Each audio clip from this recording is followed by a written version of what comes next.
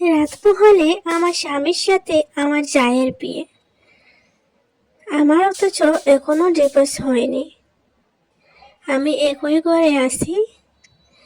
বিয়ে হয়ে গেছে 10 বছর, এখনো কোনো সন্তান হয়নি। আমি নিঃসন্তান। সন্তান না হওয়ার পিছনের কারণটা হচ্ছে আমার স্বামী। ওনারই প্রবলেম, ওনার কারণে সন্তান হচ্ছে না। ডাক্তারের কাছে গিয়েছিলাম চিকিৎসা করার জন্য। ডাক্তার বলে দিয়েছে উনি নাকি কখনো বাবা হতে পারবে না। ডাক্তারের কাছ থেকে এই কথাটা যখন শুনলাম তখন আমি অবাক হয়ে গেছি। আমি কখনো মা হতে পারবো না, সেটাই মাথায় আসছিল সব সময়। স্বামীকে নিয়ে ঘরে আসলাম, এসে শাশুড়িকে জানালাম যে এরকম তোমার ছেলে কখনো বাবা হতে পারবে না। তখনই আমার শাশুড়ি আমাকে অনেক কিছু দিয়ে সান্ত্বনা দিয়েছিল যে বাচ্চা সব কিছু না দুনিয়াতে, আরো অনেক কিছু আছে, তুমি থাকো, আমরা তোমাকে এরকম করে আদর যত্ন করে রাখবো সব সময়। বাচ্চা না হওয়ার চিন্তা মাথায় আসতেই দেব না, বাচ্চা নেই এরকম তুমি ভাবতেই পারবে না, এরকম আদর যত্ন করবো। এরকম করে আমার শাশুড়ি আমাকে সান্ত্বনা দিয়েছিলেন।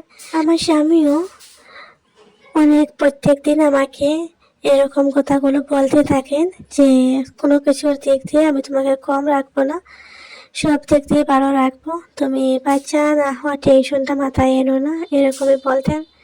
কারণ সমস্যাটা ওনারই ছিল। এই জায়গায় যদি আমার সমস্যা থাকতো তাহলে ওই দিনও হয়তো আমাকে ডিভোর্স দিয়ে দিত।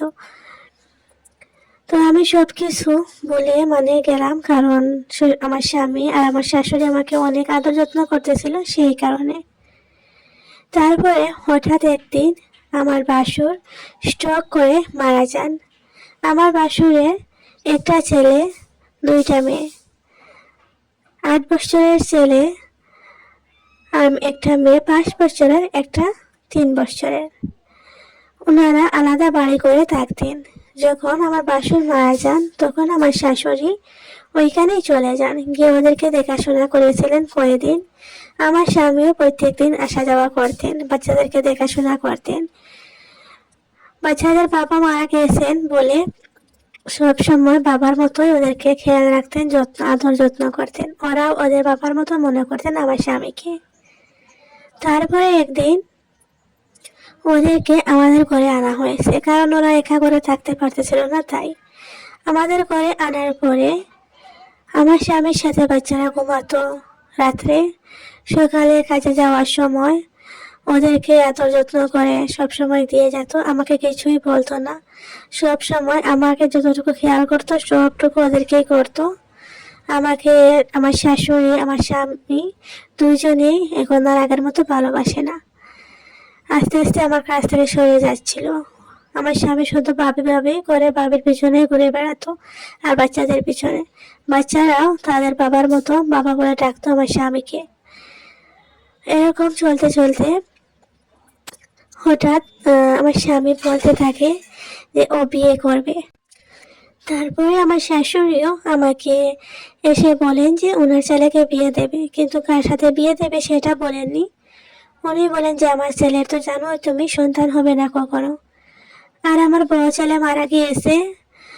আমার বড় ছেলের 3টে সন্তান আছে, ওকে যদি বড় বউয়ের কাছে বিয়ে দিয়ে দেয় তাহলে 3টে সন্তান পেয়ে যাব, ও বাবা হয়ে যাবে, ওর বাবা হওয়ার ইচ্ছাটা পূরণ হয়ে যাবে।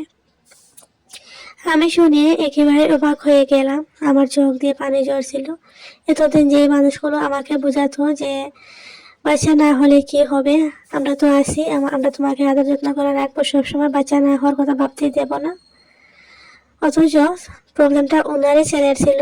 কিন্তু আজকে ওনার বড় ছেলে মারা যাওয়ার কারণে, ওনার বড় ছেলের 3টে সন্তান আছে, সেই কারণে ছোট ছেলেকে বড় ছেলের বউয়ের সাথে বিয়ে দিয়ে দেবে যাতে উনি সন্তানের বাবা হতে পারেন। কিন্তু আমার কথা একটু ভাবলেন না ওরা।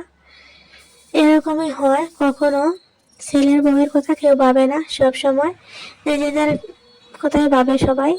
নিজেদের ভালো মন্দ সবকিছু নিজেরাই দেখে, অন্যের কথা কেউ ভাবে না। তখনই আমাকে বলছিলেন যে তুমিও থাকো, তোমাকে কোথায় যেতে হবে না, একই করে থাকতে পারবে, ও ওর বউ নিয়ে থাকবে, তুমি তোমার মতো থাকবে, এরকম করে বললো ওরা। আমি কিছু বলিনি, কারণ আমার কিছু বলার ক্ষমতা ছিল না। আমার বাবার বাড়িও অনেক অসহায়, অনেক গরিব মানুষ। আমার বাবা নেই, আমার ভাই এত বেশি রুজি রোজগার করতে পারে না, আর আমার মা অসুস্থ। আমার মার সুস্থতার জন্য প্রত্যেক দিন ওষুধ কিনতে হয়, এই সেই অনেক কিছু প্রবলেম আছে। আমি ভাবলাম আমি এখন মানা করলে কোথায় যাব, কোথায় গিয়ে থাকবো। তার উপরে বাবার বাড়িতে থাকাটাই অনেক প্রবলেম, মানুষ অনেক কথা বলে। সেই কারণে আমি বুকে পাথর রেখে কথাগুলো মানিয়ে নিলাম। তারপর ওরা দুজনের বিয়ে হলো। বিয়ে হওয়ার পরে এক এক করে প্রথমে আমাকে ও একদিন পর আসতো, এসে খরচা এসে দিয়ে যেত। ওরা বিয়ের পরে ওরা দুইজন ওদের আলাদা যে বাড়ি, সেই বাড়িতে চলে গিয়েছিল বাচ্চাদেরকে নিয়ে। আমার শাশুড়ি সেই সাথে চলে গিয়েছিল আমাকে একা বাড়িতে রেখে।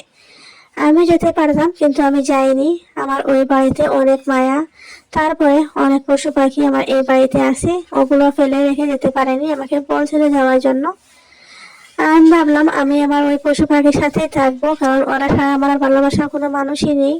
যারা আমার সাথে ভালোবাসার অভিনয় করেছে তারাও আমাকে ছেড়ে চলে গিয়েছে, এখন আমার কোথায় যাওয়ার জায়গা নেই। সেরকম মনে করে আমি এই বাড়িতেই থাকতাম, আমার পুরানো বাড়িতে।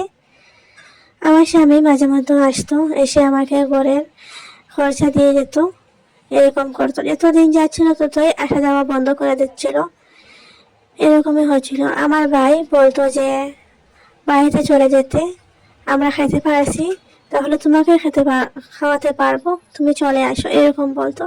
কিন্তু আমি যেতাম না, কারণ আমি বুঝতে পারতাম ওদের অবস্থা অনেকই খারাপ। সেই কারণে আমি ভাবতাম আমি নিজের মতোই আমি থাকি, একটু কষ্ট হলেও, কিন্তু ওদের উপরে গিয়ে ওদের বোঝা হব না, এরকম ভাবে যেতাম না। আমার ভাইয়ের বউ আমাকে অনেক বলতো আসার জন্য, আর মা তো আসেনি, সবসময় বলতেন, কিন্তু আমি অনেকটাই চিন্তা করতাম, করে যেতাম না। আসসালামু আলাইকুম, সবাই কেমন আছো? আশা করি যেখানে আছো ভালো আছো, সুস্থ আছো। আল্লাহর অশেষ রহমতে আলহামদুলিল্লাহ আমিও ভালো আছি। আজকে আমি যে গল্পটা আপনাদের সাথে শেয়ার করেছি, এই গল্পটা আমার না, এটা হচ্ছে অন্য একজনের গল্প, জীবনের কাহিনী আমি আপনাদের সাথে শেয়ার করলাম। আমার জীবনে আমি অনেক সুখে আছি, আমার দুইটা সন্তান আছেন, একটা ছেলে একটা মেয়ে। এই গল্পটা শেয়ার করার একটাই কারণ হচ্ছে, জীবন কারোর জন্য থেমে থাকে না। নিজের জীবন নিজেকেই সুন্দর করে গুছিয়ে নিতে হবে, নিজের জন্য নিজেকে স্ট্যান্ড নিতে হবে।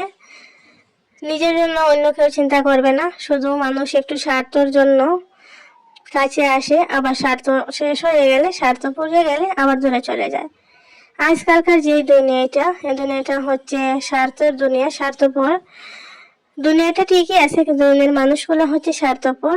তো নিজের জন্য নিজেই সবকিছু করবেন, কারো উপরে এত বেশি বিশ্বাস করবেন না যে নিজের জীবনটাই শেষ হয়ে